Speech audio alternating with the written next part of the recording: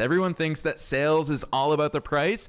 That is one variable of many. And if that's the only thing we're competing on, then we're probably just in a race to the bottom. So Deepak, I want you to talk to us about that importance of price. Too many people hone in on it and get obsessed with it. But in the spirit of your problem solving, it's just one way that we can arrive at that solution with the person that we're looking for that shared solution with. How do you navigate price as part of these conversations, and what other types of solutions should we find in addition to just price?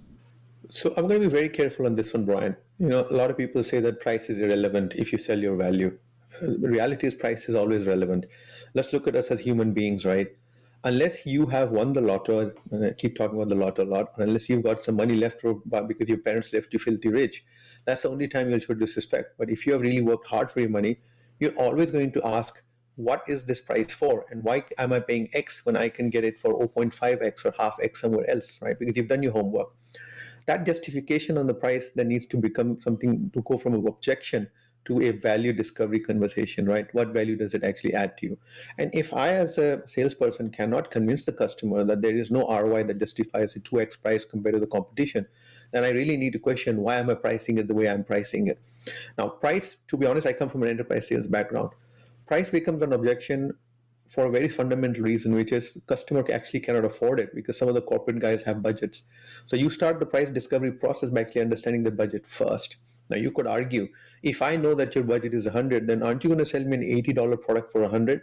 Man says, I don't think so. Some sales rep might do that. They give the entire community a bad rap, but the rest of us wouldn't do that. My goal from understanding price is first to understand a budget, a range. And there are many people, Brian, who disagree with me on this. Just this morning, one of my colleagues actually wrote a little LinkedIn post on why price objections should never be handled by asking about a budget. And my response is, but you do need to, because the reality is, if you are the wife have decided that X dollars is what you're going to spend on eating out, and if you go and spend more above it, it's going to take away money from somewhere else. So there's always a balance that you need to bring. Make the life of the buyer easy by understanding how his ecosystem works. Start there, understand a budget. Now go back and figure out what is the ROI or multiplier you need to apply to your price. And price objections need to be handled as follows, right? Why do you say my price is the highest? Have you compared us with others? It's a great way to segue into getting them to talk about your competition, about the other proposal they're saying. Now, the next point could be that, Brian, you don't get into an argument about why you're better than your competition. That's not the way it should be done. The second you do that, all you're doing is allowing the conversation to spiral down into what I call granularity, which allows people to start nitpicking. And when you do that, you will get observations such as, I don't like the blue color of your shirt, Deepak. It's too light for a video camera. You don't want that type of conversation when it comes to price.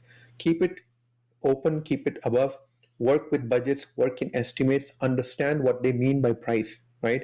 Because I've realized one thing, and if you do not dig in deep, a lot of customers say a lot of objections on price, but they're actually reacting to something else, because price manifests itself in many ways. I can't afford $10 this month, but I can afford $20 over 2 months. Now, wait a minute, then it's not a price objection anymore. It's a cash flow objection. So you need to get into that type of understanding. Why do you say the price is high? And you'll be very surprised. Categorization as well, right? It costs $8 to install something. It costs $8 to maintain something. Those two amounts come from different buckets. If I suddenly know that, I can then work with the customer to figure out how to accommodate his reality of how he has budgeted in different buckets. Oof, I love this, Deepak. This is the brilliant stuff that you make the big bucks for. And that's why we're so grateful that you're here today, because what I really appreciate about your approach to this and what I'm hearing from you today as a fellow entrepreneur and business owner is that oftentimes what the person is saying, what we think we're interpreting that they're saying, may not be the reality. Be willing, be curious, dig deeper, and really get at the truth there. I've never heard someone say what you just said, which is maybe it's not a price issue, could be a cash flow issue. That is such a great point that we've all experienced at different points in our journey. Also, the fact that you're willing to ask these questions, I think speaks volumes to the fact that you're genuinely curious of putting together something that works for them. So